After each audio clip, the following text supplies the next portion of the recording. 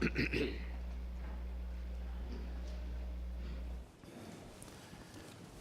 story is told from years ago, back in the days where kings actually went into battle, of a king who before going into battle, he went to his armor maker and he said, "I want you to make me a suit of armor that is impenetrable by any sword. I need you to make armor that no sword can penetrate." So once he had that armor, then he went to his sword maker. He said, "Sword maker, I want you to make a sword that will penetrate any armor." So the sword master fulfilled his commands. So the king then went in the battle with his armor that was impenetrable by any sword, and a sword that would penetrate any armor, and he felt invincible, only to come against an experienced soldier who wrestled his sword from him and used his own sword to kill the king. You know, in 1 Samuel 31, there's a story of a king who was killed by his own sword, King Saul. But in this case, it wasn't someone else thrusting him through. It was him falling on his own sword. Now, we live, if you watch the news, you can't help but, if you've seen the news at all the last few weeks, you realize we live in a world of turmoil. Whether it's terrorist attacks in Barcelona this week. We've got North Korea, and are we going into nuclear war with North Korea? And we have the riots in Charlottesville and all the issues related to that. You know, you could, if you paid too much attention, you could think we have all this external turmoil, this turmoil in the world. But if you think about it, I think the worst turmoil that is in the world today is not the external turmoil. It is not ISIS and the riots in North Korea. The worst turmoil in the world today is inner turmoil. Not the turmoil from external forces, but the inner turmoil that is between people's ears. We all know people. We may be suffering that ourselves. In an audience of this size, surely there are many people here who are suffering from inner turmoil. And we see that inner turmoil is actually the cause of most of the external turmoil that happens. So we need to think about, how do we deal with this inner turmoil? Where does it come from? Well, one of the things we see, the pressure in our life and the friction in our life. And we think, well, how do I deal with this pressure? All these pressures around me, all these friction in my life. Well, we have to first realize that not all pressure is bad. If you took a shower this morning, you enjoyed the water pressure coming out of that shower head. Pressure is a good thing when it's managed and used productively. Friction is not always bad. The engineer in me comes out with, without friction, movement is impossible. The reason you get stuck in the mud in a car is because there's no friction. You can't go anywhere. So friction harnessed is a good thing. But friction in our lives, not managed appropriately, can lead to turmoil. So the key to dealing with this is understanding where this pressure and turmoil comes from. Let's look back at King Saul. We'll spend most of our time in 1 Samuel this morning. You know, in 1 Samuel 14, we read that Saul faced many external enemies. We know the battles with the Philistines. That also is mentioned in 1 Samuel 14, in addition to the Philistines, Moab and Ammon and Edom and Zophah and the Amalekites. Saul faced a lot of different enemies in his life. But as we study Saul, we realize those were not his worst enemy. His worst enemy wasn't the Philistines or the Amalekites. The worst enemy that Saul had was the man in the mirror. And the end of Saul's life, when he fell on the sword, was just the final chapter of a life that had spun out of control. That inner turmoil that Saul had consumed him and ultimately destroyed him. And it can do the same for us. The worst turmoil we face is that inner turmoil, the one we self-create, the one we put on ourselves. And if we're not careful, it will consume us just as it did King Saul. So what can cause this inner stress? What causes this inner stress and turmoil? Well, the thing we're going to focus most of all on this morning is pride. Hearts pierced by the sword of pride. And we'll see that in Saul's life. And hopefully by seeing that in Saul's life, we can make some application. And do we see it in our own lives? You know, if you look at Proverbs 6, verse 16, it lists 6 things that the Lord hates. There are 7 are an abomination to him.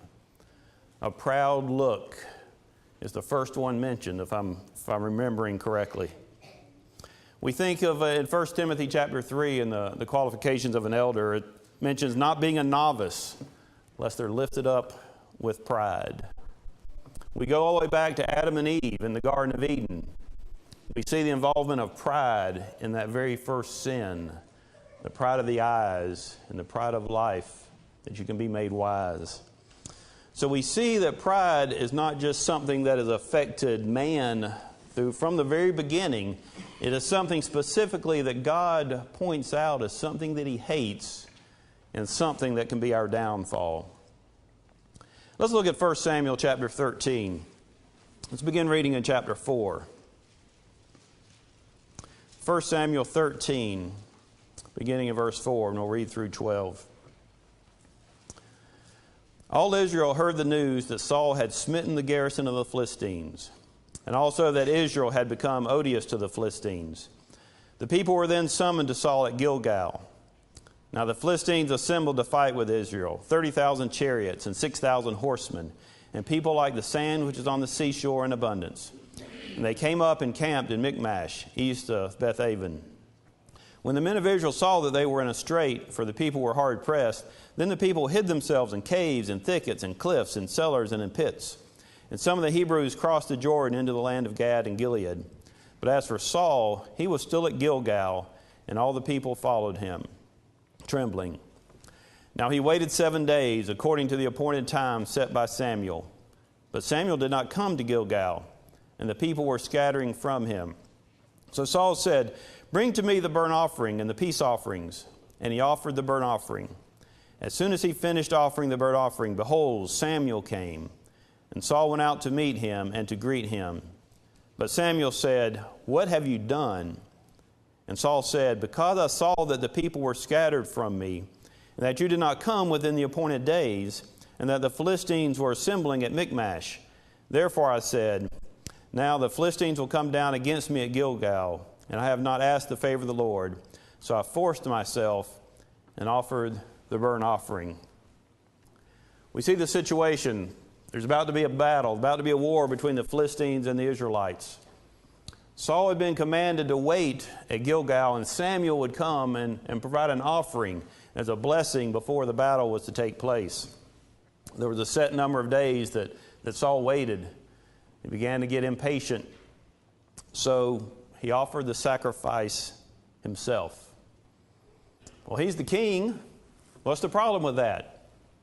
He's the highest authority in the land.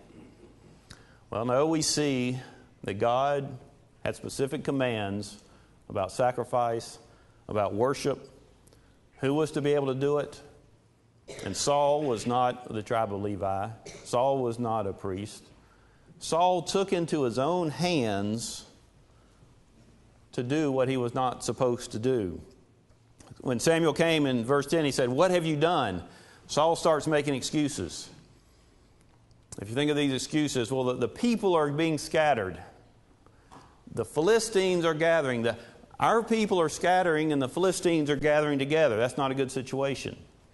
And then notice the other excuse. You delayed in coming. Here Samuel started putting the fault on Samuel for not coming. But then you notice, what did Saul say in verse 12?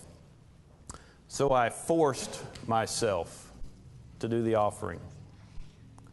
Paul exhibited one of the sides of pride. And today I want to talk about pride as a two-edged sword.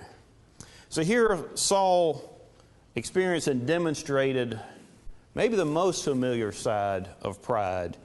And that is, I'm going to do things my way.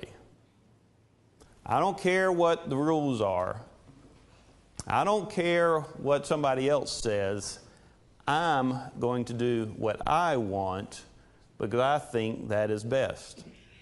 That's normally what we think of in terms of pride, that elevating ourselves, elevating our own opinion, putting our own thoughts and desires and the way we view things above anyone else's. And here we see that in Saul. I don't care what anyone else thinks. I'll do what I want to, even if I'm not supposed to do it. Have you ever heard the expression, my way or the highway? Those types of attitude is this side of pride that Saul exhibited. If you think about it, here at Gilgal, Saul committed a sin of commission. He did something that he wasn't supposed to do. His pride led him to do something he wasn't supposed to do because he thought he could do it. Because in his mind, he was the king, and I'll do what I want to. But we also see in Saul the sin of omission. And we see that in 1 Samuel chapter 15. So turn over a couple chapters to 1 Samuel chapter 15. And we'll begin reading in verse 9. 1 Samuel 15, verse 9. But Saul and the people spared Agag. To set the stage, Saul had been told by God through Samuel, go to the Amalekites and utterly destroy all of them. Because they had mistreated the Israelites as they were journeying from Egypt hundreds of years before. They had mistreated the Israelites and fought against them.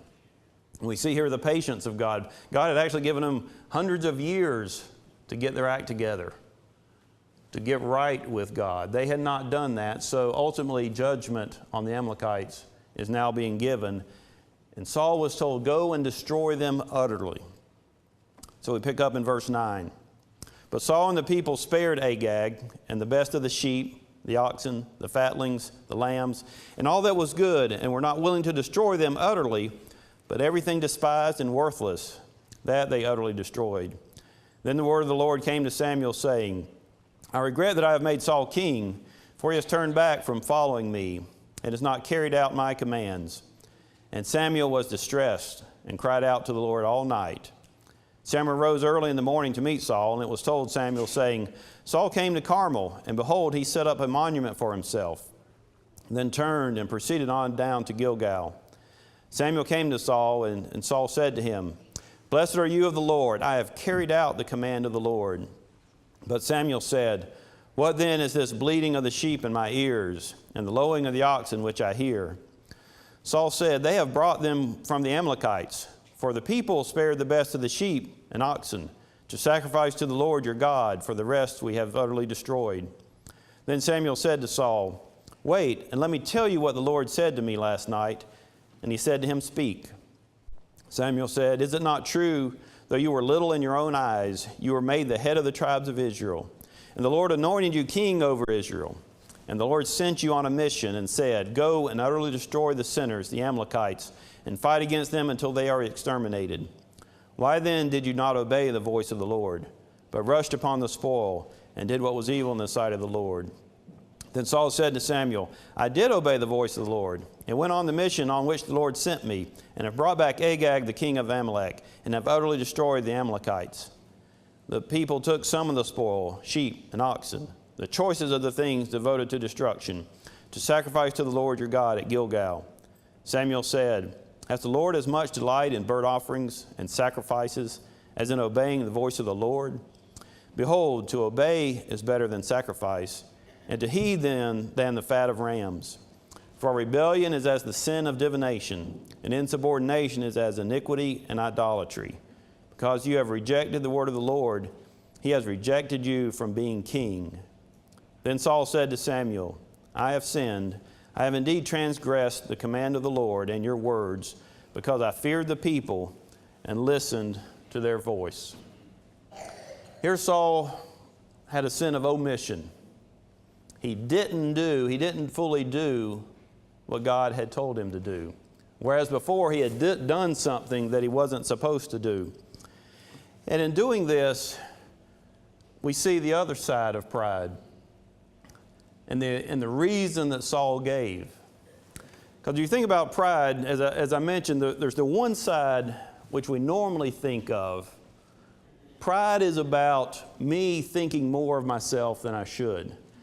I think so much of my own opinions. I'm going to do what I want. Well, there's another side to pride. I care what other people think. I put too much stock in the opinions of others, and I want to please people rather than pleasing God. By pleasing people, I'm going toward my pride because I want people to like me. I want people to think good of me. The other side of pride, I think good of myself regardless of what anybody else thinks. The other side says, I need to please other people to feel good about myself. That is pride because I'm feeding my own self-importance rather than God. You know, look at the excuses he gave. He gave excuses. The people did this. We brought him back for the purpose of sacrifice. But then Samuel gets into sacrifice versus obedience in verses 22 and 23. And he makes the point in verse 23, equates disobedience to idolatry. Pride is idolatry. And we may think, well, how can this be idolatry? Idolatry is about worshiping something else. But when we think about what pride does, it takes God off his throne and replaces God on his throne with either ourselves, in that first example of pride, or with the opinions of others in the second example of pride. You know, we usually think of this people pleasing that Saul demonstrated, and some may say, well, he was just using that as an excuse. He wasn't afraid of the people, but it's the reason he gives. I've listened to the voice of the people. I wanted to please others. Normally associate that type of peer pressure with children or with teenagers, those who are immature. But we have to all look at ourselves. How do we come into peer pressure? How much value do we place on the opinions of others? How does this second side of pride manifest itself? Well, anytime we gauge our position of ourselves based on what other people think, we are exhibiting this side of pride. This isn't a sermon about social media, but I think social media is actually a good place to see this. Actually, you see both sides of pride. Hey, look at me. Here's what I think. But literally, I want people to like me. You know, there are people that may get upset that not enough people liked something I put.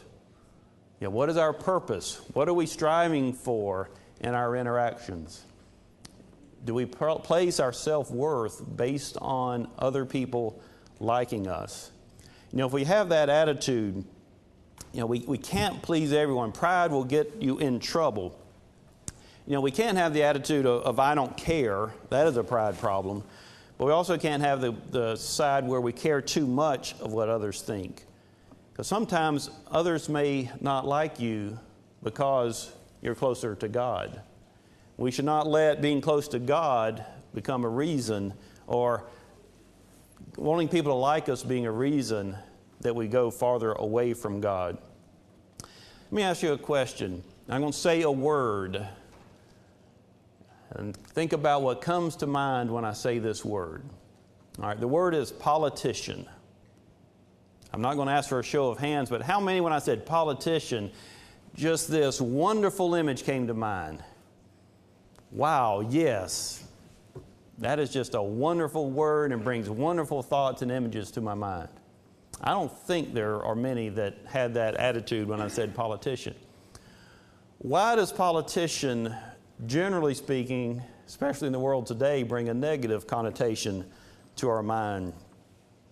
Well, we think, oh, politician, that's someone who just takes a poll to find out what they should believe, who base their positions, their what they believe based on what everybody else thinks. And we see that in a politician, and we realize that's a negative.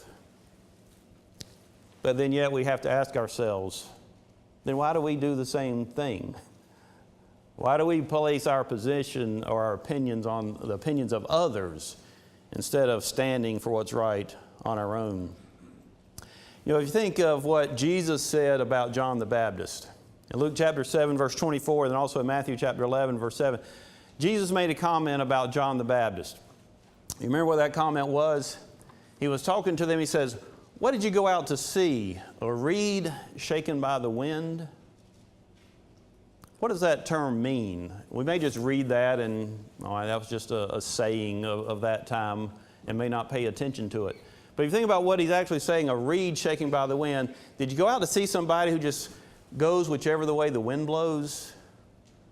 Who is just going to make his comments based on the opinions of others? We may even say today someone who kind of sees which way is the wind blowing and then decides what they believe or positions they want to take. Jesus was saying that's not what John the Baptist was. John the Baptist was somebody who stood for the truth regardless of what other people thought. He wasn't a reed shaken by the wind. You know, pride, especially this kind of pride, can cause us to hate people that love us, to punish the messenger.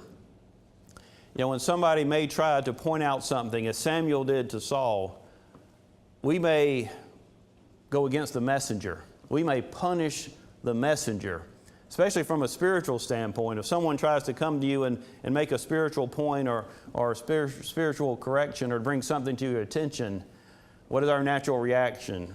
Well, wait a minute, what right do you have to do that? You know, you have the same problem. You can't tell me about that. You know, you have the same problem.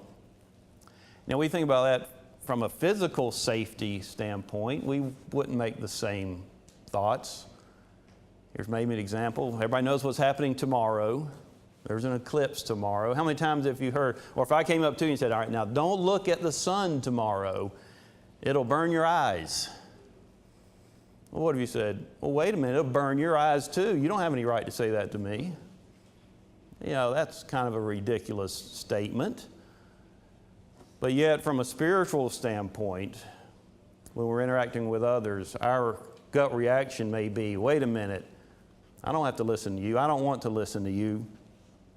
You know, Saul hated Samuel so much that Samuel actually became scared of Saul. And in chapter 16, verse 2, when God told Samuel to go and anoint a new king of Israel, ultimately, obviously, it would be David, but when God told Samuel to go anoint a new king, what was Samuel's reaction? In verse 2, he said, wait a minute, if Saul hears about this, he's going to kill me. And if you think about it, who should have been Saul's best friend? Should have been Samuel. We all need friends who will speak frank to us, speak words of wisdom to us.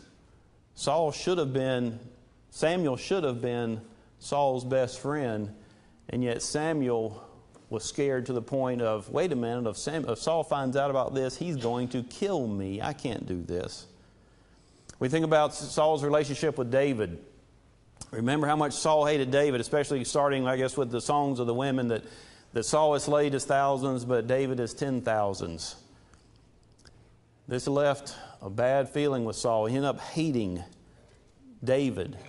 Really, the two people that should have been Saul's closest friends and allies, Samuel and David, Saul ended up hating because of his own pride in his life. You know, it's a bad feeling to be hated, but it is so much worse to hate. You think about that again. It is a bad, when we know somebody hates us, somebody thinks that's a bad feeling to know that somebody hates you. But it's such a worse situation to hate. Because if you think about it, Samuel and David both survived Saul's hatred. Saul did not. It ended up costing him his kingdom and ultimately leading to his death. You know, that's paranoia and suspicion that comes with pride. Don't be suspicious of others, especially our brethren. Obviously, a lot of the content or application of this applies especially to our relationship with our brothers and sisters in Christ. We can't let paranoia and suspicion come in between our relationships with our brethren, because that is a consequence of pride. If you stop and think about who's in the room today, and I don't even talk about our brothers in general, but in the room today, the reason that we are gathered here today is that we're a group of people who admit to being flawed, admit to being sinners, admit to having problems, and the only solution is Jesus Christ. We're a room full of flawed people. So why should we let the opinions of flawed people be what we use to gauge our self-worth? We need to look to God and what God thinks of us, not of others. But as we deal with each other, we should look at, that's a flawed person. What judgment am I making about them? Yes, they are flawed. That's why I need to love them. That's why I need to look out for them. That's why I need to treat them right. I am a flawed person. That's why I need people to come to me, to love me, to treat me right, to tell me things that I need to be told. But pride can cause us to take things personal because it's about me. Don't assume the worst. Sometimes we can be like children seeing monsters in the dark. You know, everyone who's been around small children, lights go out, I'm scared. There's something out there. I heard something. And we see the ridiculousness of that. We may even think it's cute, but we understand the ridiculousness of that attitude in a child seeing monsters in the dark. But if we're not careful, our pride can cause us to do the same thing, see monsters in the dark. So how do we avoid that hate, the paranoia, the suspicion? Well, do what we're supposed to do regardless. I don't know, I'm sure you've heard this little poem before. Actually, I think I've heard someone use it from the pulpit before, but I'm going to repeat it. These are some words originally by Dr. Kent Keith, but there's a modified version which I'm going to read that's attributed to Mother Teresa. I don't know if she created it, but she definitely made it famous. But in terms of dealing with others, going against this paranoia, suspicion, pride, how it gets in the way. People are often unreasonable, irrational, and self-centered. Forgive them anyway. If you are kind, people may accuse you of selfish, ulterior motives. Be kind anyway. If you are successful, you will win some unfaithful friends and some genuine enemies. Succeed anyway. If you are honest and sincere, people may deceive you. Be honest and sincere anyway. What you spend years creating, others could destroy overnight. Create anyway. If you find serenity and happiness, some may be jealous. Be happy anyway. The good you do today will often be forgotten tomorrow. Do good anyway. Give the best you have, and it will never be enough. Give your best anyway. In the final analysis, it is between you and God. It was never between you and them anyway. Now, this concept, even though these words were penned by man, is not a concept originating by man. It is a biblical concept. It is what God expects us to do, His expectations of us, and it is the answer to inner turmoil. If you think about the person most associated with Saul, When you think of King Saul, generally speaking, your thoughts turn to King David very closely behind. Because we see the differences between Saul and David. Obviously, David had flaws. Just like we're all flawed people, David was a flawed person. But we see something that is inherently different about the heart of David. Yeah, he had the weaknesses of men, but his heart was after what God wanted. And we see that in the differences. Think of the things we talked about of King Saul and the pride he exhibited, both sides of putting himself first, but also caring too much about the opinions of others. Compare that to David, and especially his interactions with Saul. Saul's interactions with David versus David's interactions with Saul. In 1 Samuel chapter 24 and verse 10, David had the chance to kill Saul. This was one of the opportunities that David had to kill Saul. And you remember what David said when, in essence, somebody said, all right, he's here now, you can kill him. God has delivered him to you. Take advantage of it. What was David's reaction? He said, I will not lift my hand against God's anointed. By all earthly wisdom, we would think, well, you've got a reason he's trying to kill you. You should take this as a sign that God has delivered him to you. But David said, I'm not going to raise my hand against God's anointed. Let's have the same mindset. What does 1 Peter 2, verse 9 say? 1 Peter chapter 2, verse 9 says that we, speaking of Christians, are a royal priesthood, a chosen race, a chosen people, a people of God's own purpose. The word anointed is not used there, but a chosen race, a royal priesthood, a people. That Christians are anointed. We are the anointed of God. Let's have the same mindset that David had. Let's not lift our hand or our mouth against God's anointed. We're a room full of God's anointed. Let's make sure we don't raise our hand or mouth against our fellow Christians. What does this look like? Really it's about how we treat one another. Last year in one of the adult classes, we did a series about one another's where it's an interesting study to talk about the one another's in the Bible. But I just wanted to share those. This is actually more than we studied. I know the maybe kind of small writing. But this is what it looks like in terms of our relationship with one another. Love one another. There's many verses in the Bible.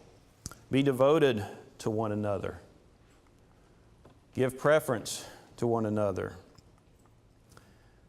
Be of the same mind toward one another. Let us not judge one another. Build up one another. Accept one another. I'm going to have to go back to my words here. It's too far back there. Greet one another. Wait on one another. Have the same care for one another. Serve one another. Show forbearance to one another. Be kind to one another. Speak to one another. Do not lie to one another. Bear with one another. Comfort one another. Encourage one another. Live in peace with one another. Stimulate one another to love and good deeds. Do not speak against one another. Do not complain against one another. Confess your sins to one another. Pray for one another. If you think about it, the first one obviously is the love one another, encompasses all these things. The rest of them are really, what does this love look like? But we think about dealing with inner turmoil in our lives.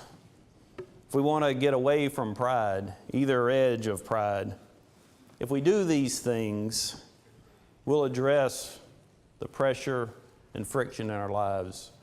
Pressure needs an outlet. Pressure built up is going to go somewhere. But if we direct our focus toward other people, that will be the outlet. Also, as I was thinking about these things, every congregation Every group of elders in any congregation, any conversation in a congregation often talks about how do we get more people involved? How do we get people more involved? And generally speaking, what gets thought about when that is statement is, how do we get more men involved in being active in worship? How do we get more teachers for our Bible school program? How do we get more people doing visiting? Things that we think of maybe as formal programs or identified programs of the church. But if you look at that list, that looks like involved to me. If you're wondering how to get involved, there's a list.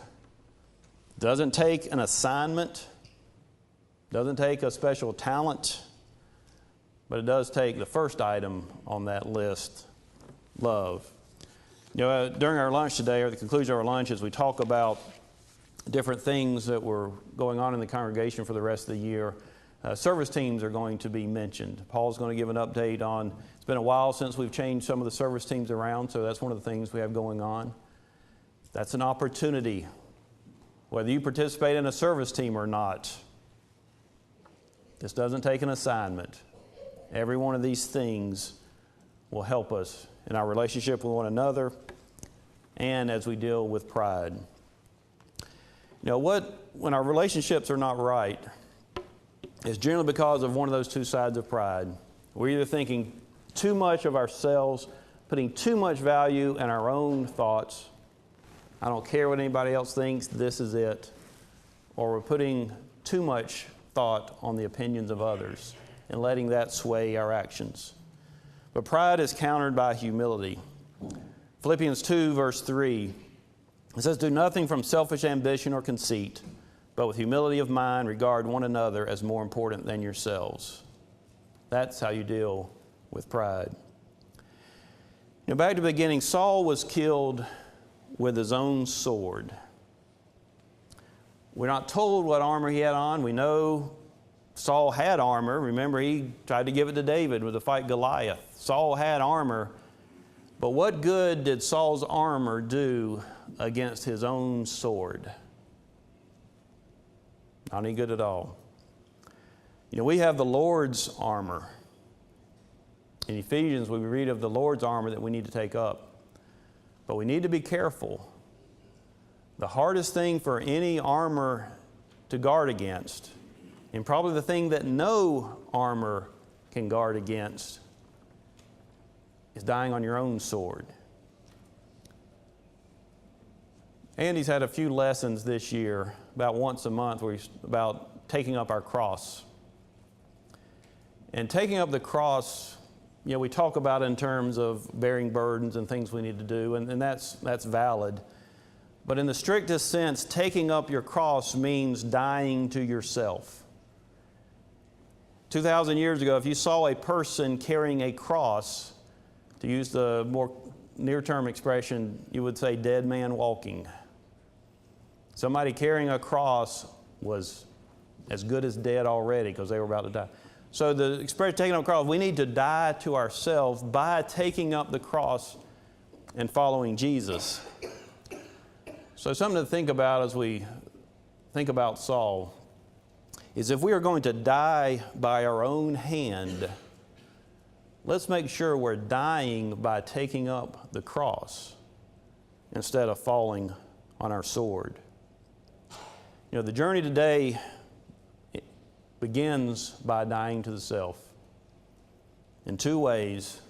We then need to have the old man of sin die through baptism, put him to death and bury him in baptism and rise to newness of life. Or we continue to take up our cross on a daily basis and die to ourselves that way. If you have any needs this morning, we invite you to come as we stand and sing.